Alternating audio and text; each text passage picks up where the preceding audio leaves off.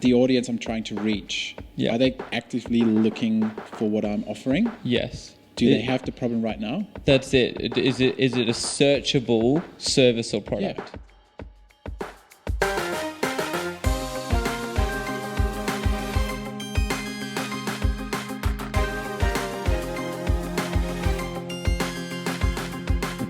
All right, welcome everyone to another episode of the Full Good podcast. I've got David with me again. I wrangled him in here so he couldn't escape it.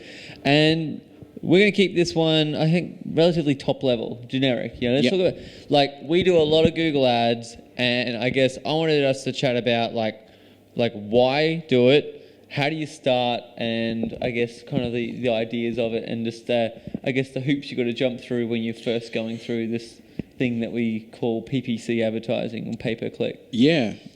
So I think, why start with Google Ads? So personally, I come from an SEO background and a bit of affiliate marketing. We let them in, So, but then, the transition for me to paid was obviously a little bit easier. Yeah, because, welcome to the bright side. Yeah, and but that's a different story. So what I'm going to say here is, because some hear a lot of terms within the digital marketing space and say, oh, SEO, that's what I would like to do because it's obviously free traffic, in quotes. And then, with Google Ads, I want to run ads and I want to be on top of every single page for all of these keywords. Everything.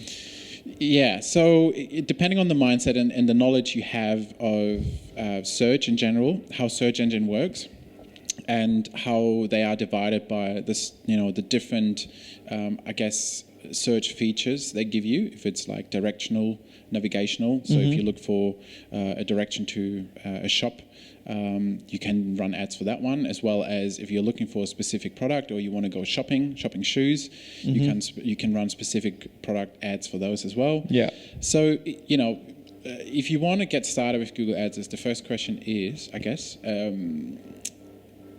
why, right? Yeah. So why would you do ads over SEO? Or social.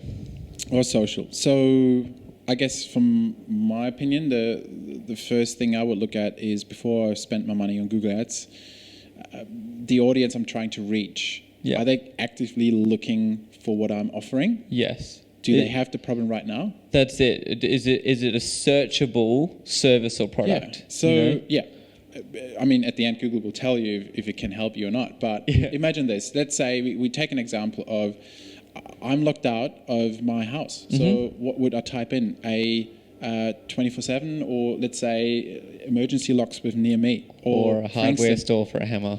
Yeah, well, if you're locked out, usually you don't have access to your car. And then you search for a glazier closely after. But you'd look for a locksmith. Yeah, you look for a locksmith, if it's at night emergency. It's the same with dental. Emergency, near me, that type of stuff. Correct. So you have a need right now. Yeah. So you have a problem and you're looking for very fast and the solution. Commercial intent of that search is very high. So and I mean, to just dumb it down, I have a user which is has a problem. I can help him. I have the solution, and they are there to spend the money with me. So they are not like staying there for 3 days in front of the house looking for the right key locksmith, or opening their door. Yeah.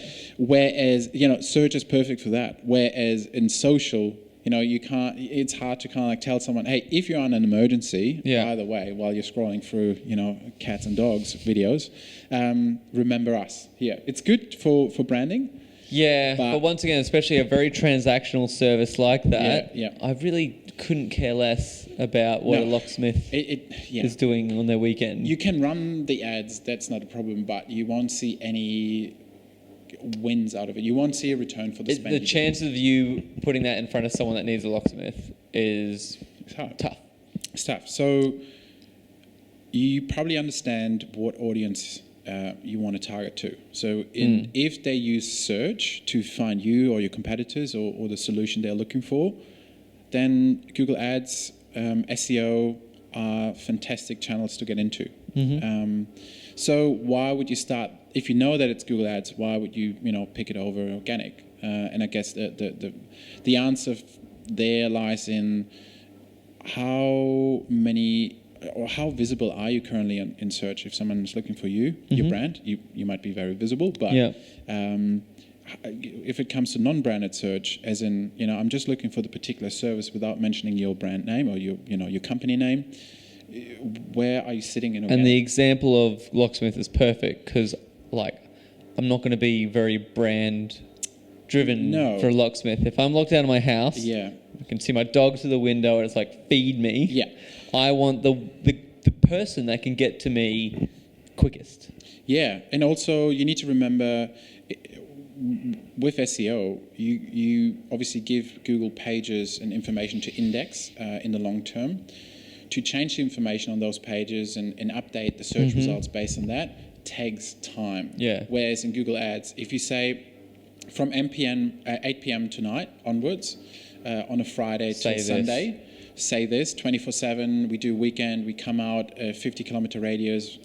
You can mention certain aspects of we don't charge a fee over $99 or $99 if it's a tire repair, or you can put in triggers and keywords to match what the person were looking for. It's very quick response, very dynamic. You can adjust it, which in today's climate of a coronavirus situations, that ability to, I guess, quickly flip between home delivered meals or restaurant, that type of thing,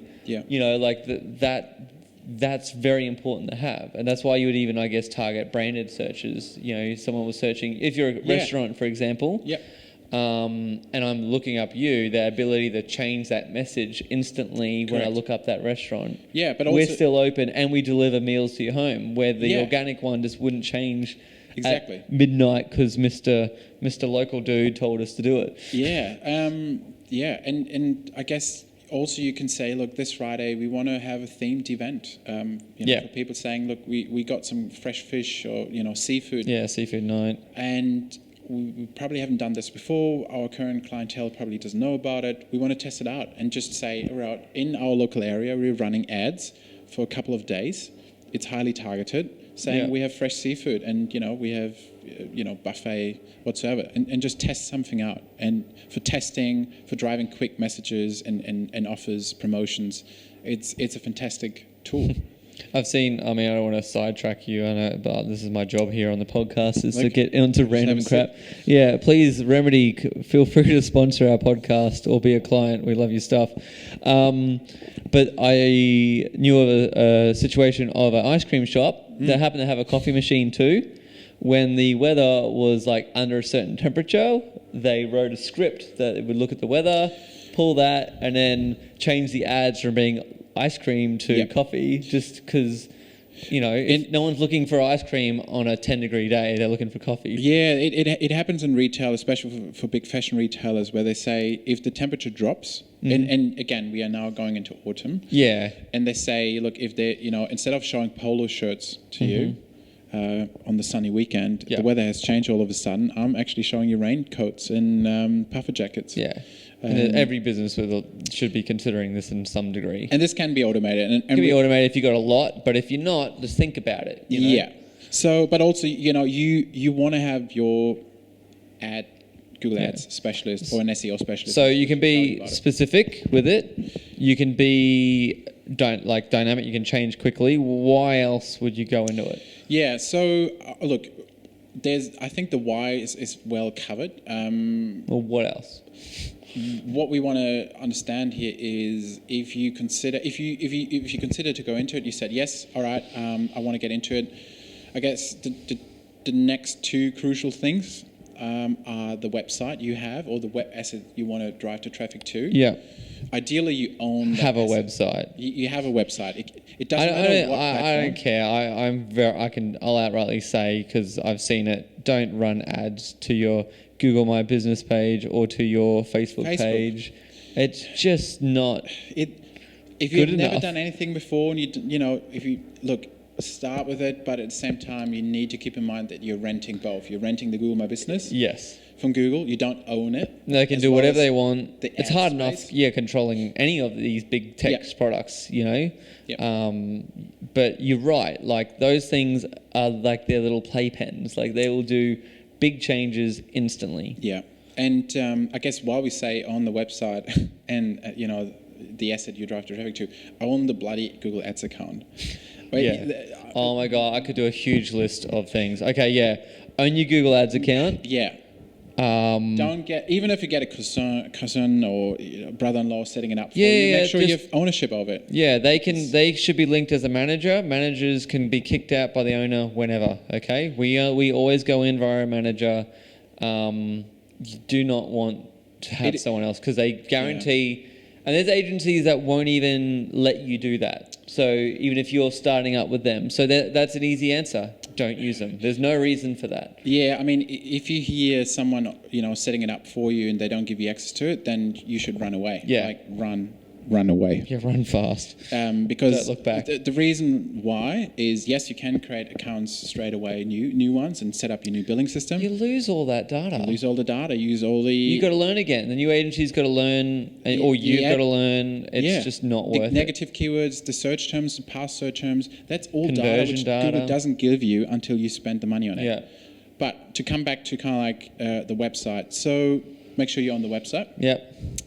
Hosting domain, correct. Get own admin to that as well. Yep, go on. And I guess the next big topic everyone tries to dodge around is the budget. Have a budget. Have a budget.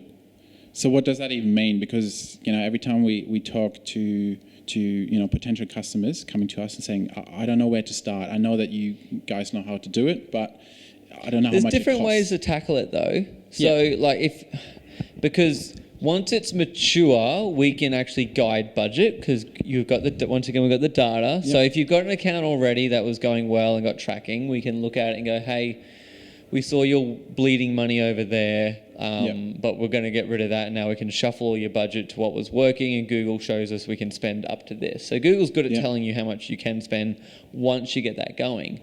The issue is when you've never done it before. And I guess that's where you have to be a bit strategic in it. But also you need to have every industry is going to be different, but you need to have a realistic budget for your industry and the competitiveness because you can't dip your toe in. No, that gets hard. That's true. But let's say I put myself in someone's shoes who has just a very fundamental understanding of how Google Ads works. And has no idea how an actually agency works and why would you spend money on an agency plus additional Google Ads spend budget. Yeah. So what you need to understand is that obviously you're engaging with someone, it can be a contractor, a freelancer agency, who is going to set it all up for you and manage onwards for you. So you have to pay that person. Obviously that is dictated by the senior level, and if they maybe work within your industry quite successful, it might be that you got them referred. That's a good place to start with. And then secondly, always what it comes down to is how much money do you have to start with Google Ads? And again, as you mentioned, it comes down to the industry. Some budgets in certain industries, if you put them on the table, they are just too low. Too low. Yeah, and you just, because not many industries will someone convert straight away, right? And they may need multiple touch points. Yeah. So if you don't have enough to be there, you spend for the first 3 touch points, but most people might convert on the 5th. Yeah, and I guess what I've seen a lot in COVID was the case that for certain areas, the traffic has died off completely. Let's say traveling, tourism. Yes, of course. But also in B2B sectors, I have seen that it has come to only a handful of inquiries a day available on search across Australia or even in Victoria, which means the search volume has died down a lot, but there are still the companies out there trying to get those inquiries. So what happens is less clicks, higher cost per conversion or per inquiry. So even if you say, I always had the same budget, I'm not getting anything anymore. Well, guess what? The demand has changed. Yeah. So it has, tripled down from, 100 inquiries a day available across Victoria to only, let's say, 10. But you still have your competitors and they have staff to pay, they need to... I've also seen the opposite where because of COVID, people pulled out of advertising. Opposite. So that you could now get crap load more traffic for less and you're still converting the same percent. So like yeah. Yeah. It's an awesome feeling for the client to see that they can say, look, I actually reduced my budget right now because I'm getting my door kicked in and I'm struggling to serve my customers properly. That's actually something that grinds my gears when clients do that. Yeah, I mean, it's again... Like, you guys are doing too good of a job. Stop it. It's like, no. Yeah, well, again... Figure out how to do more. Yeah, so... We see it in our field. If we are growing at the moment, we are looking for a specialist, and then what happens is, you can't get that specialist coming within overnight, and it can't get used to your culture anyhow. So, budgets. When I would start with a very new account, what you probably want to figure out yourself is how much are you willing to spend for an inquiry? Yeah. What's the max you can spend to sell this product you have in your shelf right now? So if you convert 5 out of 10 people, what's your average then value of a client? Yep. And then you divide that down, and then we know how much we can pay, and then we got to figure out how many clicks would it take to get that inquiry. Yeah, I mean, if we reverse engineer, sometimes we have to have a hard chat with our clients saying, why is your competitor always above you and they always outspend you? And then maybe it is because they are running their business more efficient. They have less costs. This is why we track and listen to phone calls. We do. Amount of times we've heard the way some people answer their phones. Yeah, we have an example where we have multiple examples, but without going into too much detail, what Tony just mentioned with the phone tracking is that what we do is when we try to get inquiries, we want to not only know who's sending you an email, an inquiry form for your website, or web chats you, but also who called you. And we can record that call 24/7. So we know on what day, with what keyword, for what campaign the caller came through. Yep. And what I usually do is, because I manage the accounts, I'm in charge of its success. I want to know in advance if I brought the right lead before the client tells me by listening in. So I understand how long did it take for the phone recipient to answer the call, and then actually were it able to help the caller. Yeah. In some cases, like either you got the wrong type of call, you got the wrong inquiry, but at the same time, I can just see that the team on our client's end wasn't performing well, and then I don't need to change the campaign, keywords, budget. Yeah, exactly. I did the right things. Google did the setting, everything did the right. You're not filling in the. You're not. Then you're shooting in the dark otherwise. And now we're coming to a very hot topic, which is if you are with a consultant, a freelancer, or an agency who doesn't have time to look into things like that. Yeah. Or doing it, an internal person. Internal I feel for a lot of marketing managers and CMOs are our friends, and I've seen that they literally get dumped with everything sometimes. And I hate to say it, and I'm using swear words here, but I don't like it half-assed. I don't like when a company comes and says, all right, here's money, here's the budget, make it happen. There's a lot of work on the client's end, on the company's end to do. I'm still waiting for you to swear. Yeah, half-assed. So, look, and that's where we get a little bit passionate, because it's not like, we're not task monkeys where it's one of those things where it's like it's the same as agencies that do a bit of everything. It's like a marketing manager that's forced to do everything because his boss thinks that they should. Yeah, it's not right, because then you're not a master of anything. No, but also you don't give it a good crack. I mean, look, it's digital, it's non-physical. It feels a bit weird, but there are so many ways to optimize a way how you get an inquiry these days, and it doesn't have to be linear like it has been a while ago. Things are so complex, and and that's why we exist, and that's why we kind of record these sessions to just shed a light on the day-to-day questions a business owner would have, saying, gee, I know a competitor has a lot of success with Google Ads, but how do I get started? And I think to just, land this, topic here, as we said, is you need to understand if your audience is actually on Google and within search. Then you need to understand if your website or asset is ranking for those queries you wanted to target organically. Even if it does really well, guess what? You might do actually quite well in business. We hope so, that you have a little bit of budget to play with Google Ads and try it out. Yeah. And now, website, come to budgets. What I haven't mentioned yet is if you can use a budget comfortably in the first month and you don't see any return out of it, that is the best budget you can start with. Yeah. Because don't expect to go in, especially in this, if it's competitive, to Yeah. expect an immediate return. Also reflect on your buying cycle of your client. You know, do they make a decision instantly? Do they need no earlier touch points? Do you like like that locksmith, like emergency locksmith versus other industries? Like maybe you could get a result in week 1. But you know then, what I mean? yeah, we need to be very specific because I think the locksmith doesn't have the budget to cover every single suburb in Melbourne. No, exactly. So that's what I'm saying. Like he should be if he's targeting Frankston emergency locksmiths, then you'll convert any traffic you get there. Where if you're going broad, you're going to get so much wasted stuff that you won't see a conversion in the first 4 weeks and you go, this doesn't work. You can't bid high enough. Google's not making $60 billion profit from ads not working. No. You know? And they work hard to make the product and delivery of ads better. And they've been doing it a long time, and there's a reason they're still relevant, and we put up with their crap. Is because it unfortunately / fortunately works.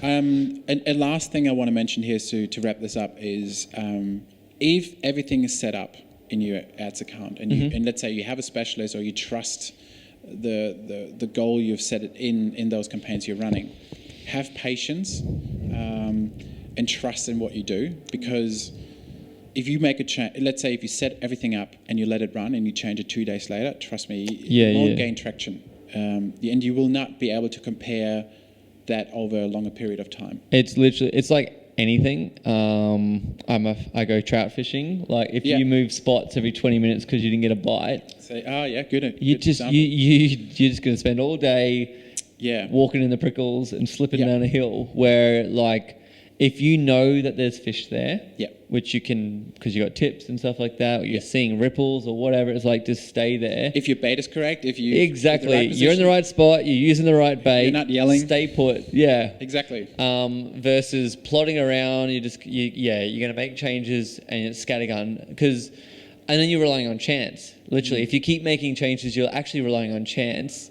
for the hit early. Where if you just stay put. I would say a general rule of thumb is 6 to 8 weeks before we feel confident, but industry specific, but that's why I always say, like, when someone and that's of not messing with it, you know.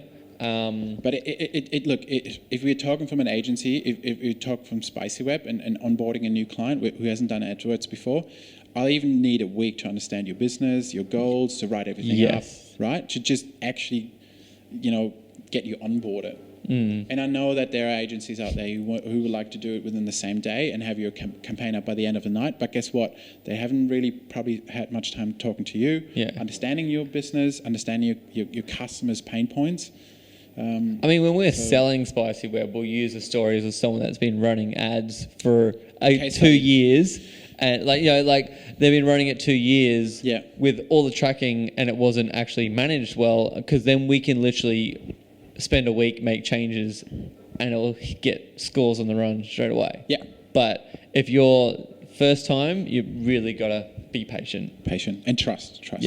If you don't trust someone in the beginning, don't trust the platform, trust your partner, whoever it is, whether it's freelance or internal. Just have some trust and know that people aren't usually trying to rip you off. They're actually trying to do a good job, and you're learning along the way. And usually if you start off with a good budget, you're happy to put that in learning. Then if you keep at that, you will get that success to the point that you will just be printing your own money by the time you get it right. Plus, let's say if we come back to we as the agency, if we help you win, we win, because you'll stay with us, and you'll make sure that we grow our partnership from there. Yeah, exactly. And we don't benefit unless you do. And plus, we'll become better in understanding your business and how we can help. Yeah. Well, we'll call that time. Thank you again for tuning in. Comments, feedback, hatred, put it all in the comments below. Thanks, kombucha. And we're also looking for a sponsor, any kombucha company. We do look for a sponsor. So this is the Full Good podcast by SpicyWeb. Thank you. Cheers, David. Cheers. Thank you.